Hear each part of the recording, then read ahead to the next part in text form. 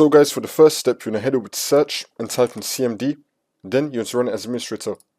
And then click on yes. And then once you're on this, you're going to type in sfc /scan now and then click on enter. Then you want to run this scan. We can run it in the background as you complete the next steps in the video, so you just want to minimize this. And now for the next step, you're going to head over to search and type in check for updates. Click on it. And then once you're on this, you're going to click on check for updates. Make sure your computer is fully up to date. And now for the next step, you're going to head over to search again and type in File Explorer. Click on it. And then once you're on this, on the left hand side, you're going to scroll down and then click on this PC. Now you're going to find the drive where you have Windows installed on. It's going to have the Windows logo on it. That's how you know it's the correct one. You're going to right click on it and then click on Properties and then click on Tools and then click on Check and then click on Scan Drive.